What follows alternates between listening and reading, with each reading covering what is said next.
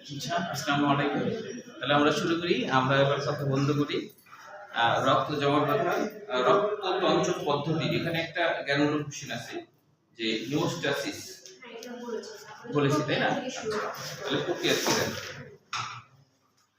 রক্ত জমাট বাঁধার ক্ষেত্রে প্রথমে আগে একটু মুখে বলিনি, পরে আমরা ধারাবাহিকভাবে সফটটা বুঝলে বাকিটা বুঝে ফেলবো আর কি। আমাদের যেটা হয় আর কি, হ্যাঁ, যেটা শুনবা সেটাই বানায় লিখতে পারো। আমাদের যেটা হয়, আমাদের যদি কোথাও কেটে যায়, তাহলে যেটা সর্বপ্রথমে যেটা হয়, আমাদের যে হেপারিন থাকে, বাতাসের সংস্পর্শে পেলে সে নিষ্ক্রিয় হয়ে যায়, ওর ক্ষমতাটা আর থাকে না। আর আমাদের যে অণুচক্রিকা থাকে, এই অণুচক্রিকাগুলো বাতাসের সংস্পর্শে পেলে পরিস্থিতি আপনি পাতলা যে ফেটে যায়, বুঝতে পারছো? যখনই ফেটে যায় তখন এর ভিতর থেকে থ্রম্বোপ্লাস্টিন নামে এক ধরনের প্রোটিন, থ্রম্বোপ্লাস্টিন প্রোটিন বের হয়ে আসে। থম্ব মানে জমাট বাঁধা, থম্বের বাংলা হলো জমাট বাঁধা। হ্যাঁ,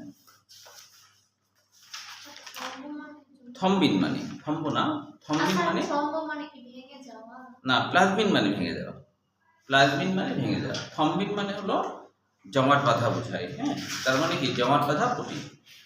থম্বিন মানে শুধু থম্ব মানে জমাট বাঁধা, আর থম্বিন মানে হলো জমাট বাঁধা প্রোটিন।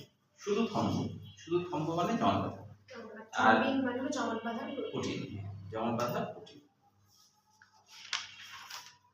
এই জন্য নাম হয়েছে প্রোটিনটার নাম কি? থ্রম্বোপ্লাস্টিন। নামকরণের কারণ কিন্তু এটাই, থ্রম্বোপ্লাস্টিন নাম এই কারণে হলো। তাহলে প্রথমে কি হলো, অণুচক্রিকা, যেটাকে আমরা থ্রম্বোপ্লাস্ট বলতে পারি অণুচক্রিকাকে। তো এই থ্রম্বোপ্লাস্ট যেহেতু সে জমাট বাঁধার কাজ করে, তো সেজন্য এর নাম থ্রম্বোপ্লাস্টও বলা হয়, অণুচক্রিকার অপর নাম। প্লাটলেট বলি আমরা, তাই না ইংরেজিতে, আবার থ্রম্বোপ্লাস্টও বলি বা থ্রম্বোসাইট বলি, কারণ যেহেতু সে জমাট বাঁধার কাজ করে এই জন্য এর এরকম নাম। তাহলে সেই অণুচক্রিকা কেটে গেল বাতাসের সংস্পর্শে, সেখান থেকে থ্রম্বোপ্লাস্টিন প্রোটিন বের হয়ে আসে। বের হয়ে আসার পর যেটা হয় সেটা হলো রক্তরসের মধ্যে ক্যালসিয়াম আয়ন থাকে, এছাড়াও নিষ্ক্রিয় প্রথমবিদ থাকে, আরো অনেক ধরনের ফ্যাক্টর থাকে। তো এদের সাথে বিক্রিয়া করে নিষ্ক্রিয় প্রথমবিদ, যেটা নিষ্ক্রিয় প্রথমবিদ মানে কি আদি থম্বিন, আদি জমাট বাঁধা প্রোটিন যেটা, সেটা কি হয় যে সক্রিয় হয়ে যায়। কার খপ্পরে পড়ে? আসলে মূলত থ্রম্বোপ্লাস্টিনের খপ্পরে পড়ে। তাহলে প্রথমবিদ ছিল থ্রম্বোপ্লাস্টিন প্রোটিন, ক্যালসিয়াম আয়ন, অন্যান্য কিছু ফ্যাক্টরের দ্বারা সে কি হয়ে গেল, সক্রিয় হয়ে গেল। কিন্তু যখন রক্তরশ্মি ছিল তখন নিষ্ক্রিয়। রক্তরশ্মি কেটে না গেলে সারা জীবন ওর কোনো কাজ কাম নাই, সারা জীবনে বেকার থাকে না। অনেক মানুষ সারা জীবন বেকার, কোনো চাকরি করে না, সারা জীবন বেকার। তার মানে নিষ্ক্রিয় প্রথমবিদ যার কাটেনি, নিষ্ক্রিয় প্রথমবিদে তার চাকরি নাই, বেকার, কোনো কাজ কাম করে না, বুঝতে পারছো? কিছুটা সেনাবাহিনীর যুদ্ধ না হলে সেনাবাহিনীর কিন্তু কোনো কাজ কাম নাই, আছে কোনো কাজ কাম? কোনো কাজ কাম নাই, খালি হচ্ছে যে প্র্যাকটিস করা, এটাই। কিন্তু আসল কাজ কি করা লাগে? আসল কাজ করা লাগে না, বেশিরভাগ দেশেরই তাই না? যুদ্ধ আর কয়টা দেশে হয়? ঠিক কি? অদূর ভবিষ্যতে হলে সেটা ভিন্ন কথা, দ্বিতীয় মহাযুদ্ধ হলে সব দেশকেই করা লাগবে, সেটা ভিন্ন কথা, তাই না? তো সেরকম কেটে গেলে তখনই হচ্ছে আসল কাজ শুরু। নিষ্ক্রিয় প্রথমে যে সে সক্রিয় হয়ে গেল। আচ্ছা, সক্রিয় যেহেতু হয়েছে তাহলে ওর তো কোনো কাজ কাম থাকবে, সক্রিয় যেহেতু হয়েছে, তাই না? ব্যাপারটা এরকম যে তুমি বন দিয়ে হাঁটছো, একটা বাঘ ধরো ঘুমাচ্ছিল, তার মানে নিষ্ক্রিয়। তুমি হাঁটার পথে বাঘকে ভুল করে এক লাথি মারি দিলা, বাঘের মুখে দাও, ভুল করে মেরে দিল, তাহলে বাঘ সক্রিয় হয়ে যাবে কিনা? বাঘ সক্রিয় হয়ে গেল। এখন সক্রিয় হয়ে কিছু না কিছু তো করবে, তাই না? বেশি পেট ভরা থাকলে তোমাকে আদর করে ছেড়ে দেবে, বলবে তো পরে খাবো, নাকি মায়ের রেখে দেবে, মায়ের রেখে দেবে, পরে খাবো, যে দুপুরবেলা হরুন খাইছি, এটা রাত্রে খাবো নাকি? তাহলে কিছু তো করবে। তো সেরকম থম্বিন যে সক্রিয় হয়েছে, ও কিছু না কিছু তো করবে। ও কি করবে? রক্তরসের মধ্যে ফাইব্রিনোজেন নামে এক ধরনের প্রোটিন আছে, এটা স্বাভাবিক অবস্থায় দ্রবীভূত হয়ে থাকে, হ্যাঁ, কিন্তু এই ফাইব্রিনকে, দ্রবীভূত প্রোটিনকে দানাদার প্রোটিনে পরিণত করবে, তখন এর নাম হবে ফাইব্রিন মনোমার। তখন এর নাম হবে কি? Fibrin monomer. এইভাবে বারবার ফাইব্রিন মনোমার তৈরি করতে থাকবে, তখন অটোমেটিকলি এটা হয়ে যাবে ফাইব্রিন পলিমার। ফাইব্রিন পলিমার অনেক হয়ে গেল। অনেক যখন হয়ে যাবে তখন একটার সাথে একটা জাল তৈরি করে ফেলবে, আর যখন এই জাল তৈরি করে ফেলবে তখন অন্যান্য রক্তকণিকাগুলো আর ওই জাল দিয়ে বের হতে পারবে না। তখন রক্ত জমা হতে থাকে। তাহলে এখানে কিন্তু যে রক্ত জমা বাঁধার ক্ষেত্রে 13টা ফ্যাক্টরের বর্ণনা দেওয়া হয়নি, প্রধান 4টা ফ্যাক্টরের বর্ণনা দেওয়া হয়েছে এবং হচ্ছে ধারাবাহিক ক্রম মনে রাখতে হবে, তাই না? এটা লিখলেই কিন্তু বর্ণনা শেষ। তাহলে একটু আমরা ছকে এখানে নিচে যেটা আছে সেটা সহকারে একটু আমরা করে ফেলি। যে প্রথমে কি হলো, ক্ষত স্থান, মানে কেটে গেছে ক্ষত স্থান, তাহলে এখানে লিখবো বিবিঘ্ন থম্বোপ্লাস্ট, মানে অনুচুপিকা, থম্বোপ্লাস্ট বা থম্বোসাইট।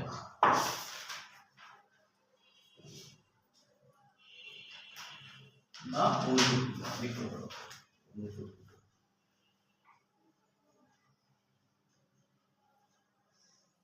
তাহলে যখন আমাদের কেটে যায় কোথাও তখন সেখানে অনুচুপিকা কেটে গেল, তাহলে সেখান থেকে কিন্তু আমাদের কি বের হয়ে যাবে, থম্বোপ্লাস্টিক বের হবে। থম্বোপ্লাস্টিক এটা হলো প্রথম ধাপ, থম্বোপ্লাস্টিক বের আসে, প্লাস্টিক বের আসে, থম্বোপ্লাস্টিক বের আসে। এখন দ্বিতীয় ধাপে যেটা হয় প্রথম্বিন, যেটা প্রথম্বিন এই যে থম্বোপ্লাস্টিক এর খপ্পরে পড়ে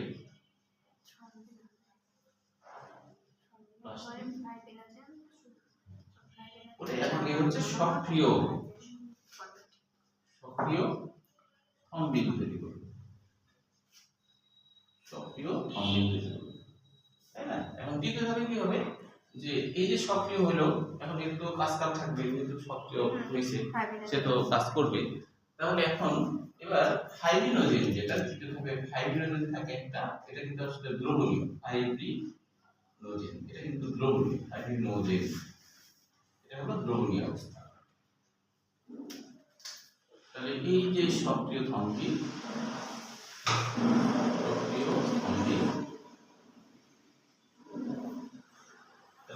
hybrid monomer, hybrid monomer, hybrid monomer আছে তো, হ্যাঁ এটা আছে, হয়ে আছে। তারপরে হলো এবার হচ্ছে হাইব্রিড মনোমার,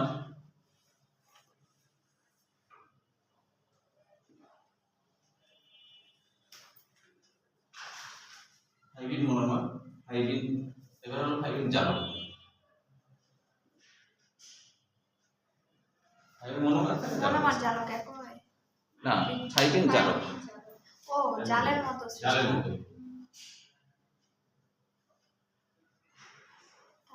বিভিন্ন একে অপরের সাথে সংযোজন হয়, হাইব্রিড মনোমারগুলো কি হয়, পরস্পরের সাথে সংযোজন হয়, মানে জালগুলো সংযোজন হয় পরস্পরের সাথে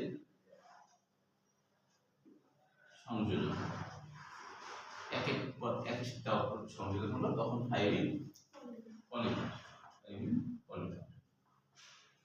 এর সাথে আরেকটা কিছু যোগ করতে পারো, সেটা হলো হাইব্রিড পলিমার হওয়ার পর হাইব্রিড পলিমারে আবদ্ধ কণিকা সমূহ,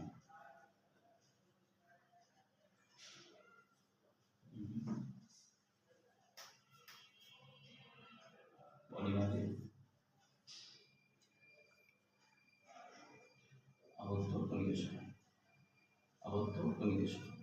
তো আসলে কেমন হয়, যে মনে করো এরকম হলো হাইব্রিড, এরকম অসংখ্য হাইব্রিড পলিমার এরা জাল গঠন করেছে, এবং জাল গঠন করতে এখানে কণিকা সমূহ এসে কণিকাগুলো বড় বড় হয়, তাহলে এইভাবে করে আটকে দেওয়া, সবগুলো আটকে দেওয়া, এইভাবে আটকে দেয়, তাই কি না? তো যেটা আমি বললাম ওটা একটু তোমরা নিজেরা বলতে পারবা তো, তাই না? যা যা বললাম, তাহলে প্রথমে যা হলো আরেকবার আমি রিপিট করি। প্রথমে যেটা হয়েছিল, আমাদের কোথাও কেটে গেছিল, কেটে যাওয়ার সাথে সাথে আমাদের হেপারিন প্রোটিনটা নিষ্ক্রিয় হয়ে গেল, হেপারিন প্রোটিন নিষ্ক্রিয় হয়ে গেল, ও আর কাজ করতে পারলো না। আর এদিকে অনুচক্রিকা বাতাসের সংস্পর্শ পেয়ে ফেটে গেল, যখন ফেটে গেল তখন ওর ভিতর থেকে থম্বোপ্লাস্টিন বের হয়ে গেল।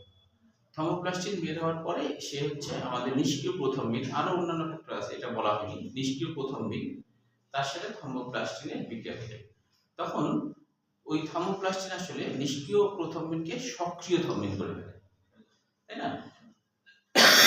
যখন সক্রিয় হয়ে গেল, সক্রিয় হয়ে সে কি করে রক্তরসের মধ্যে অনেক ফাইব্রিনোজেন নামক প্রোটিন জাতীয় উপাদান থাকে, এগুলো আসলে দ্রবীভূত।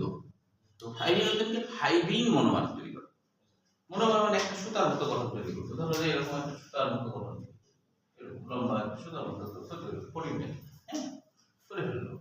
এরা এদের অ্যামাইনো অ্যাসিডগুলো কিন্তু দ্রবীভূত অবস্থায় ছিল রক্তরসে, কিন্তু এই একীভূত করে করে এরকম একটা সুতার মতো প্রোটিন তৈরি করলো, তাই না? পরবর্তীতে এই সুতাগুলো অনেকগুলা তৈরি হলো, পলিমার হলো, পরে একটা সাথে জাল তৈরি করলো। তখন জাল তৈরি করলো, তখন আর রক্তগুলো বের হতে পারলো না, তাই না? তাহলে এটা যখন বন্ধ ব্লক হয়ে গেল, তখন রক্তকণিকা বের না হলে তখন আর অটোমেটিকলি আরেকটা কাজ হয় যে অনুচক্রিকায় কিন্তু যে বিশেষ কিছু এনজাইম ধারণ করে, যে এনজাইমগুলো তোমার হচ্ছে আশপাশের কোষকে বলে, যে থ্রম্বোপ্লাস্টিন যে আছে না, থ্রম্বোপ্লাস্টিন এই কাজটা করতে পারে। ও আশপাশের কোষ যেটা কেটে গেল, কেটে দেওয়া মানে তো এরকম বসে ধরো এভাবে উপরের দিকে কেটে গেছে, তাই না? যে এখানে কেটে গেছে।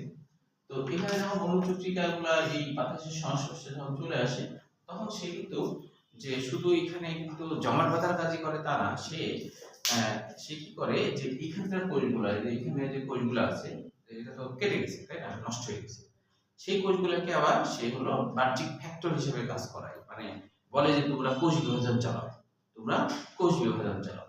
তখন এই কোষগুলা ওই বাহ্যিক উদ্দীপনা পেয়ে কোষগুলো তখন বিভাজন শুরু করে দেয়।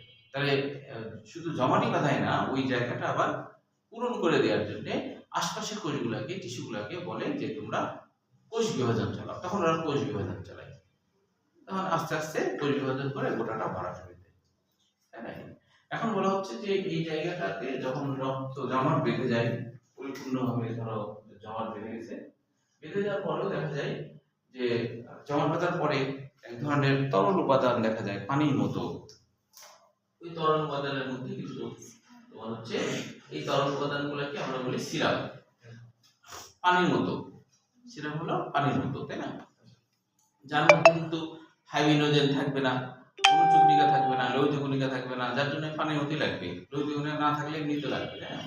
কিছু আয়ন টায়ন থাকে যেগুলো আর কি খুবই সূক্ষ্ম জায়গাতে বের হতে পারে, কিন্তু এই জাল ভেদ করে তো আর লোহিত কণিকা, অনুচক্রিকা, শ্বেত কণিকা কেউ বের হতে পারবে না, কিন্তু পানির উপাদানগুলো তো বের হতে পারে। পানির উপাদানগুলাই কিন্তু এখানে এসে জমা হয়, ওটাকে আমরা দেখতে পানির মতো লাগে, ওটাকে আমরা সিরাম বলি, তাই না? 4-5 মিনিট সময় লাগে আমাদের রক্ত জমাট বাঁধার এই ইয়েটা করতে, মানে গোটা জমাট বাঁধতে আর কি 4-5 মিনিট সময় লাগে, এর মধ্যে রক্ত জমাট বেঁধে যায়। তো যদি কেউ মেডিসিন নাও দেয়, তো অনেক মনে করে ওষুধ দিলাম তাই ওদের রক্ত পড়া বন্ধ হয়ে গেল, আসলে তা না, রক্ত জমাট বেঁধে গেছে, ওই ভিতরের প্রক্রিয়ার মাধ্যমে জমাট বেঁধে গেছে। হ্যাঁ, তবে বেশি কেটে গেলে, যেমন ধমনী যদি কেটে যায়, তাহলে রক্ত জমাট বাঁধার ফ্যাক্টর কাজ করতে পারে না। কারণ কি, সেখানে ফুটছে রক্ত বের হয়। হ্যাঁ, ফুটছে রক্ত বের হয়ে গেলে ওখানে আর কাজ করতে পারে না, তখন মানুষ মারা যায়। মানে ধমনী কেটে গেলে মানুষ বাঁচে না, মারা যায়। কারণ অনেক ফুটছে। আমাদের শরীর থেকে যদি 3 ভাগের 1 ভাগের বেশি রক্ত বের হয়ে যায়, তাহলে মানুষ বাঁচে না। তো সাধারণত হাত পা কেটে ফেললে কিন্তু মানুষ মারা যাওয়ার কথা না, হাত পা কেটে ফেললে। কারণ হাত কাটলে কি হয়েছে, হার্ট, লাংস, ব্রেন সব তো আছে, কিন্তু মানুষ মারা যায় শুধুমাত্র রক্তপাতের জন্য। অনেক রক্তপাত হয়, তখন মানুষ হচ্ছে যে পুরো হাত পা কেটে গেছে, তখন যদি রক্ত বের হতে না দেওয়া হয়, মানে কোনোভাবে বেঁধে আটকে রাখা হয়, তাহলে ওই মানুষটা বাঁচে। হাসপাতালে নিয়ে গেলে তখন দেখা যাচ্ছে যে এই জায়গাগুলা তোমার রক্ত বন্ধের মেডিসিন আছে, সেটা দিয়ে বন্ধ হয়ে যাবে। হ্যাঁ, বন্ধ হয়ে গেল, তারপর ওরকম থাকলো, কিন্তু হচ্ছে বেঁচে গেল। এরকম যে অনেক সময় আহত মানুষ, হাত পা কেটে দেওয়া মানুষ মারা যায় কিন্তু শুধুমাত্র রক্তপাতের জন্য। বুঝা গেল? ধমনী কাটলে সেটা জমাট বাঁধে না, শিরা কাটলে জমাট বাঁধে। বুঝতে পারছো? এইটা দেখা যাচ্ছে একটা দেখলাম একটা ভিডিওতে, যে একটা মেয়ে মানুষ, বেশি বয়সে মনে হলো না, যে ট্রেনে আত্মহত্যা করছে। হ্যাঁ, তো এই পুরো কাটে আলাদা হয়ে গেছে, কিন্তু এটা সম্পূর্ণ আলাদা গলা দেখা যাচ্ছে। হ্যাঁ, লাল রক্তপাত হচ্ছে, গলা দেখা যাচ্ছে, সিসি ক্যামেরাতে মাথাটা পড়ে আসবে ওইদিকে। কিন্তু ওই মারা যাওয়ার পরও ওই রেল লাইনে যে পাথর আছে না, ও হাত দিয়ে পাথরগুলো এমন করছে, পাথর সরাচ্ছে, কিন্তু ব্রেনের কোনো কানেকশন নেই। পাথরগুলো নিয়ে খেলতেছে। হ্যাঁ, সেরকম করে। হ্যাঁ, তারপরে এখানে কথা হলো দুইটা কাহিনী। সুষমানা কাণ্ড থেকে কিছু ঘটনা ঘটছে, সুষমানা কাণ্ড আছে, ওখান থেকে স্বয়ং প্রশ্নের মাধ্যমে কিছু ঘটছে, ঘটনা ঘটছে। হ্যাঁ, আবার কিছু থাকে যে গলা কাটার আগ দিয়ে ব্রেন কিছু নির্দেশনা দিয়েছিল, গলা কাটার আগ দিয়ে ওই নির্দেশনাটা পোষাই গেছে, সেই অনুযায়ী কাজ করতে পারে কিছু সময়। হ্যাঁ, তারপরে দেখা যাচ্ছে কাঁপতেছে শরীর, খুব এক পর্যায়ে নিঃশেষ হয়ে গেল। আমরা কুরবানির সময় গরু যখন কাটা হয় অনেক সময় মানে কিছু মাংস বা কোষ এগুলো জীবিত থাকে, হ্যাঁ ওরা তো হ্যাঁ প্রায় 6 ঘন্টা পর্যন্ত জীবিত থাকে, তো তখন কাপে ইলেকট্রিক সিগন্যাল গুলা যায়। তো সবই তো কারেন্টের খেলা, আমাদের মানে বেশিরভাগ জিনিস কারেন্ট, আমাদের শরীরে কারেন্ট আছে, ইলেকট্রিক সিগন্যাল গুলো কারেন্টের মতো কাজ করে। হ্যাঁ হ্যাঁ আয়ন আছে। আচ্ছা, তাহলে আশা করি এটা বুঝতে পারার কথা, কোনো সমস্যা হবে না, হবে কি? লাস্টে প্লাজমিনের কথা লেখা আছে, দেখো প্লাজমিন মানে ভেঙে ফেলা বোঝায়। তাহলে এটা এমন একটা এনজাইম যা ফাইব্রিন জানলাকে পরে ধ্বংস করে দেয়, কারণ ওটা তো থাকার দরকার নাই, এদিকে সেলগুলো তো সব হয়ে গেছে, মানে তৈরি হয়ে গেছে, তাহলে ওটা কি হবে? প্লাজমিন কোথায় নিঃসরণ হয়? টিস্যু থেকে, টিস্যু থেকে।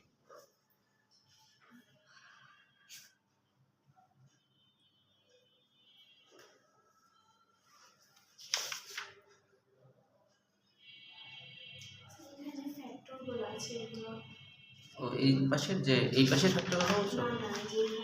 ও হ্যাঁ, ফ্যাক্টরগুলো যদি নাও লেখো তাও পরিমাণ পাবা। হ্যাঁ পুরোটাই শিখো, এটা বেশ গুরুত্বপূর্ণ, বেশ কয়েকবার আসছে আর কি। হ্যাঁ, আচ্ছা এরপরে যেগুলো আছে যেমন হলো তোমার রক্ততঞ্চনের তাৎপর্য, এগুলো কোনো আসে না পরীক্ষায়। তারপরে রক্তনালীর ভিতর যে রক্ত তঞ্চন হয় না কেন, এটা ক্ষয়ের জন্য করতে হবে। হ্যাঁ,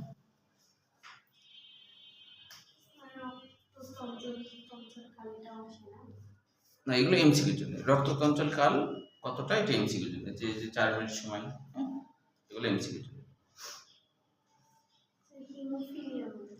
হিমোফিলিয়া মানে হলো, হিম মানে রক্ত, ফিলিয়া কথাটা হচ্ছে ফিলিক থেকে, মানে রক্তের প্রতি কোনো আকর্ষণ না থাকা, মানে রক্ত বের হয়ে যাচ্ছে, কোনো রক্তের প্রতি আকর্ষণ নাই, এটা বোঝানোর জন্য হিমোফিলিয়া নাম করা হচ্ছে। হ্যাঁ, ফিলিক মানে আকর্ষণ, হিম মানে রক্ত।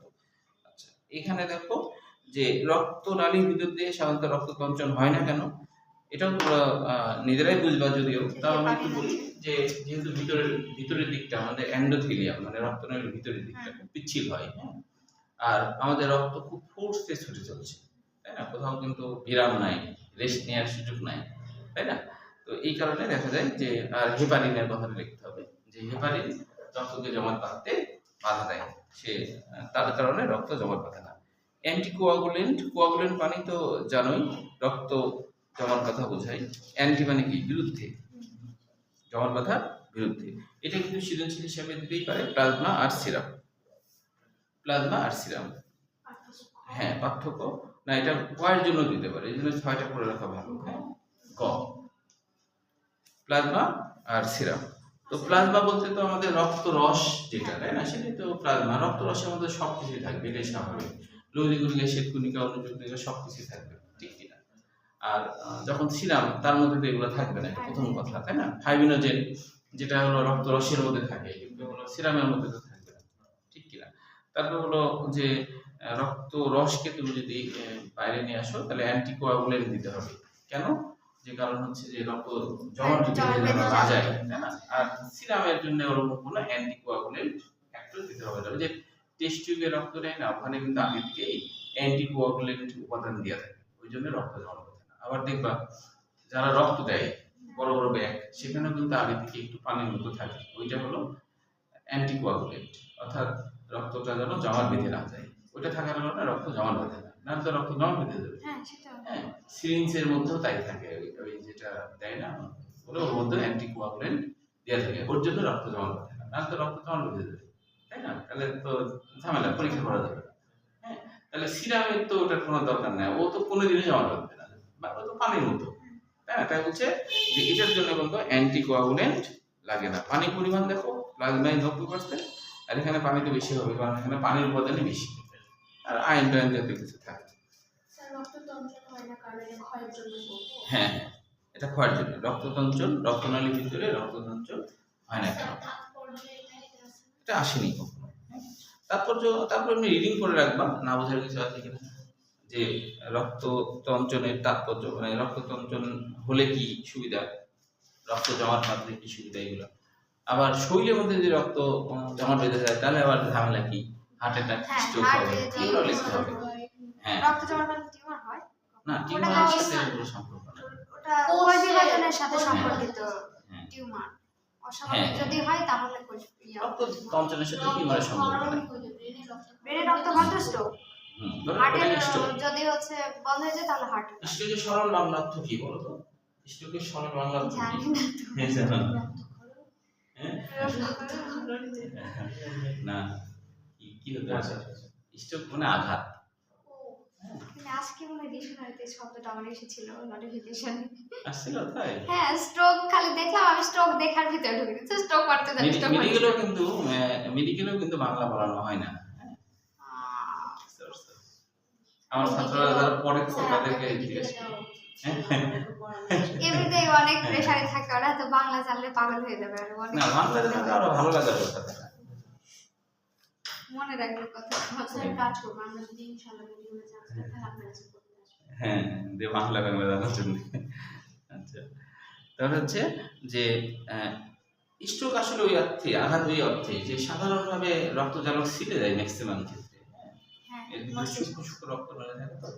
তো আঘাতেও তো এরকম ধরো এরকম ঘটনা ঘটে অনেক সময়। তো এই জন্য যে অনেক সময় দেখা যায় যে মাথায় খুব আঘাত আছে, ভিতরে কিছুই হয়নি, মানে বাইরে কিছুই হয়নি, ভিতরে কোনো তার তুর ছিঁড়ে গেছে, পরে দেখা যাচ্ছে যে মারা গেছে। হ্যাঁ, একজন হচ্ছে একটা লোক হচ্ছে আমাদের এলাকারই, হুন্ডা নিয়ে যাচ্ছে, পিছেও ওনারা বসে আছে, স্পিড ব্রেকার থাকে, ওখান থেকে যাওয়ার সময় ওনার বউ পিছন দিক থেকে পড়ে গেছে, ওই জানি না পড়ে যায়, মাথায় লাগছে, কিন্তু উনি চলে গেছে, বুঝতে পারেনি যে পড়ে গেছে। মানে এটা ধরেছিল হয়তো ভালোভাবে ধরে নাই, আর পিছন দিকে তাকায়নি। হুন্ডা তো ভারী হালকা বোঝা যাবে না, সাইকেল হলে বোঝা যাবে। তারপর মনে করো যে অনেক দূর চলে গেছে, পরে যে চিন্তা করছে কি ব্যাপার নাই কেন, আবার ব্যাক করছে, আসে দেখে অনেক লোকজন বলছে কার এটা কে, তখন হচ্ছে যে আসে দেখে কাহিনি, হাসপাতালে নিয়ে গেছে, একদিন পরে মারা গেছে, অথচ কোনো ইয়েই নাই, মানে মাথা, হ্যাঁ রক্ত বের হয়নি। রক্ত নাকি অনেক সময় ভেতরেই, হ্যাঁ, ভিতরে জমে যায়, ওই যে কোনো ছিঁড়ে গেছে ধরো কোনো রক্ত, ব্যথা করে। হ্যাঁ, আমার আঙ্কেলেরও এরকম আচ্ছা, তাহলে এবার দেখো লসিকা। তাহলে লসিকা হচ্ছে প্রথমে অবশ্যই জ্ঞানমূলক কোশ্চেন হিসেবে করতে হবে যে লসিকা কাকে বলে, তাই কি না? মানে জ্ঞানমূলক কোশ্চেন গুলো কিন্তু কোনোটাই বাদ দেওয়া যাবে না। অনেক সময় হয় কি যে এর থেকেও হয়, মানে সৃজনশীলের মধ্যে দিকে জ্ঞানমূলক কোশ্চেন চলে আসে, দেখা গেল হঠাৎ করে প্লাজমিন কাকে বলে দিয়ে দিল, তাহলে তুমি এটা তো ভাববাই না, তাই না? কিন্তু দিয়ে দিতে পারে। ভোট পরীক্ষা এরকম আছে কিন্তু, হ্যাঁ, ফাইনাল কোশ্চেন পড়াচ্ছে তো, ভোট পরীক্ষার কোশ্চেনগুলো ঘাটছি, তো অনেক সময় সৃজনশীল দিকে তোমার জ্ঞানমূলক দিয়ে দেয়। তো অনেক সময় হয় কি, অনেকে দেখা যায় গ পারছে, ক ছিটে গেছে, তাহলে কি মার্ক তো ফুল পাওয়া যাবে না। এই জন্য এগুলো খুব সাবধানে সৃজনশীল পড়ার সময় এর মধ্যে কোনো জ্ঞানমূলক জাতীয় কিছু থাকলে ভালো করে পড়তে হবে। তাহলে এখানে লসিকা কাকে বলে, এই লসিকা চ্যাপ্টার থেকে সৃজনশীল আসে না, কিন্তু জ্ঞানমূলক কোশ্চেন অনেকেই আছে। তাহলে লসিকা কাকে বলে, টিস্যু গঠনকারী কোষের ফাঁকে ফাঁকে অবস্থিত বর্ণহীন তরলকে লসিকা বলে।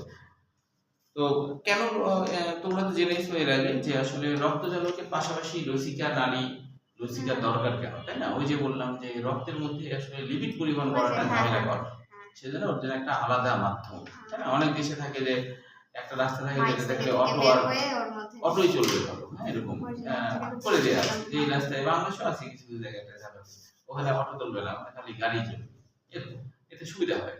তো সেরকম আমাদের রক্ত তো অনেক ঘন পদার্থ, তার মধ্যে লিপিড চালানোর সমস্যা, ওই জন্য আল্লাহ আলাদা একটা নালী তৈরি করে দিয়েছে, ওই নালীর ভিতর দিয়ে মানে সুদের কাজ কি লিপিড, এর মধ্যে দিয়ে লিপিড জাতীয় পদার্থ পালন করা, অক্সিজেন কার্বন ডাই অক্সাইড পরিবহন করে। তবে হচ্ছে যে এর মধ্যে অত উপাদান নাই, যার জন্য খুব একটা সমস্যা হয় না, খুব সহজে লিপিড পরিবহন। আজকে লসিকা না পড়াই, কারণ আজকে আসতেও কম তোমরা, তো আজকে লসিকা না পড়াই, লসিকা পড়াতে গেলে আঁকায় বোঝাই পড়াতে হবে, হ্যাঁ, তাহলে একটু সময় লাগে। আজকে এই পর্যন্ত শেষ করি, এখন তোমাদের গল্প শুনি।